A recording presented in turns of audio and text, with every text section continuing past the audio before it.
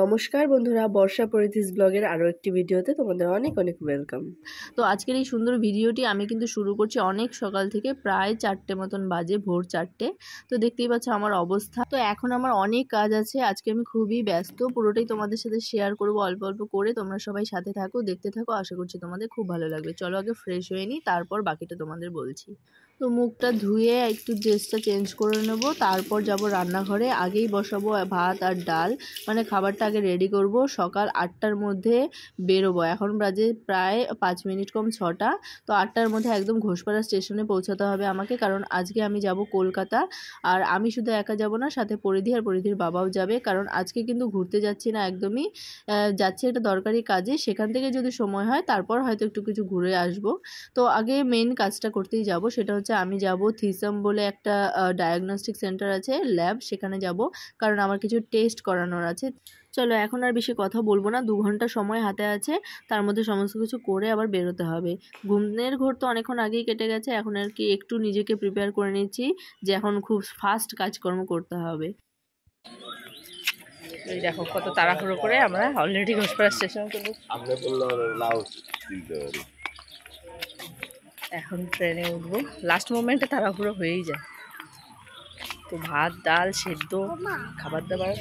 কি বাবা ওই এটিএমে আছে টাকা আনতে।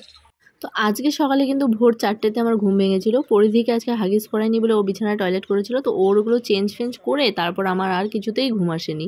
তো তখন থেকে আমি বিছানাতে জেগেই ছিলাম, শুধু 6টার দিকে উঠেছি। এইবার তোমাদের আসল কথা বলি, আজকে সারা দিনটা কেমন কেটেছে সেটা তোমাদের সাথে শেয়ার না করলে তো তোমরা বুঝতে পারবে না। আজকে প্রচণ্ড স্ট্রাগলের মুখে পড়তে হয়েছে আমাদের। সব থেকে বড় ব্যাপার হচ্ছে আজকে যত সব ব্লান্ডারগুলো সব কিন্তু পরিধির বাবাই করেছে। মেইন হচ্ছে আজকে আমাদের ট্রেন ছিল 8টা 17তে, মানে ঘোষপাড়া থেকে। তো ও টাইমটা ভুল দেখেছে, রাত্রের ট্রেনটা দেখেছে, মানে 8টা 5 দেখেছে বলে এত তাড়াহুড়ো করে, মানে সব কিছু রান্না হয়ে গেছিলো, শুধু গোছানোটা বাকি ছিল, আর সেই সময় এত তাড়াহুড়ো করেছে। তারপর লাস্টে পরিধিটা আমি হেল্প করলো, তারপর বাকিগুলো আর কি উনি করেছে। এই করে তাড়াহুড়ো করে স্টেশনে আসলাম, তারপর বলছে কিনা যে 8টা 17তে ট্রেন, কতক্ষণ দাঁড়িয়ে থাকতে হলো। তো এই হচ্ছে প্রথম স্টেপ। তারপর আমরা যাই হোক যেমন তেমন করে তারপর পৌঁছলাম। এবার পৌঁছলাম, সে তার মধ্যেও কাহিনী আছে। স্টেশন থেকে নামার পর আমরা গেছিলাম দমদম ক্যান্টনমেন্ট। তো সেখান দিয়ে বেরোনোর পর প্রথমে আমরা মানে লোকেশন দেখে আর কি আসার চেষ্টা করছিলাম, তারপর আমরা ভুল আর কি হচ্ছিলো লোকেশনটা। তারপর আমি আবার কোনো রকমে ঠিক করে 2-1জনকে জিজ্ঞেস করে তারপর আর কি জায়গা মতো পৌঁছতে বলেছি। তো সেখানে পৌঁছতে গিয়েও আমাদেরকে একটু এদিক ওদিক হাঁটাহাঁটি করতে হয়েছে, খুঁজতে হয়েছে। তারপর কিন্তু একদম সিম্পল ছিল, স্টেশন থেকে বেরিয়ে খুব সহজেই আসা যেত। তবু আমাদের একটু সমস্যা হয়েছে, প্রথমবার গেছি তো তারপর সেখানে সমস্ত কিছু হয়ে গেছে। আমাদের টেস্ট, আমার একটা আল্ট্রাসাউন্ড ছিল, আর ব্লাড টেস্ট ছিল, থাইরয়েড টেস্ট ছিল, অনেক কিছু ছিল। তো কি সমস্যা হয়েছে সেটা তো রিপোর্ট দেখলেই বোঝা যাবে। মনে মনে একটু টেনশন প্রথমে ছিল, এখন আর কোনো টেনশন নেই। তো আমরা এখন উঠে গেছি বাসে। তো বাসের ওঠার জন্য আমাদেরকে 2-1 জায়গায় জিজ্ঞেস করতে হয়েছে। তো আমরা ঠিক করেছিলাম আজকে আমরা চিড়িয়াখানা যাব। তো সেখানেও দেখো কি হয়েছে, পরিধির বাবা ফোনে দেখেছে যে কবে বন্ধ থাকে কী থাকে সমস্ত কিছু দেখেছে, কিন্তু কবে বন্ধ থাকে সেই পুরো পেজটাই ও দেখেনি, প্রথমটুকু দেখেই ও ছেড়ে দিয়েছে। তো আমরা চিড়িয়াখানা চলে এসেছি, তারপর এসে দেখছি কিনা চিড়িয়াখানা বন্ধ। মানে ও যদি ফোনের ইয়েটা পুরো মানে স্ক্রল করে নিচ পর্যন্ত দেখতো তাহলে বুঝতে পারতো ওখানে লেখা ছিল যে বৃহস্পতিবার বন্ধ থাকে। এই হচ্ছে আরেকটা ব্লান্ডার, মানে এত কষ্ট করে এতটা জার্নি করে বাস ধাক্কাধিক্কি খেয়ে তারপর এলাম, এসে দেখছি কিনা বন্ধ। আর আমাদের খাওয়া দাওয়া কিছুই হয়নি। তো সেখানে পাশে একটা হোটেল ছিল, আজকে হোটেলগুলোও বন্ধ ছিল পাশে।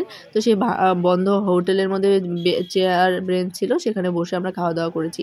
এত গরম এত রোদ, পরিধিরও খুব কষ্ট হচ্ছিলো বলে জামাটাও আমি চেঞ্জ করে দিয়েছি, এক সেট জামা নিয়ে গেছিলাম, চেঞ্জ করে তারপর আমরা একটা বাসে উঠেছি। আবার এবার দেখো কি হয়েছে, যেই বাসে উঠেছি সেই বাসকে আবার হচ্ছে পুলিশ চালান কেটেছে। চালান কাটার পর এখন আর কি বাস তো থেমে রয়েছে, অনেকক্ষণ বসে থাকার পর দেখছি চোখের সামনে এক এক করে সব প্যাসেঞ্জার নেমে যাচ্ছে।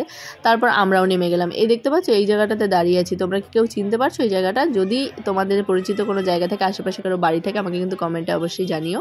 তো আমার কাছে তো একদমই নতুন। তো এই জায়গাটায় অনেকক্ষণ দাঁড়িয়ে থাকার পর তারপর কিন্তু পরিধিও কান্নাকাটি করছিল, আমরাও লাস্টে নেমে অন্য বাসে করে শিয়ালদা পৌঁছেছি। তারপর শিয়ালদাতে মানে 3টা 40 একটা ট্রেন ছিল, সেই ট্রেনটা আমরা ইচ্ছে করে ধরিনি, শিয়ালদার মার্কেটটা এক পাক ঘুরে একটু জিনিস দেখে টুকুর টাকুর দু একটা জিনিস কিনে তারপর আমরা 5টার কতটা একটা ট্রেন ছিল সেই ট্রেনটা ধরেছিলাম, ধরে তারপর বাড়িতে এসেছি।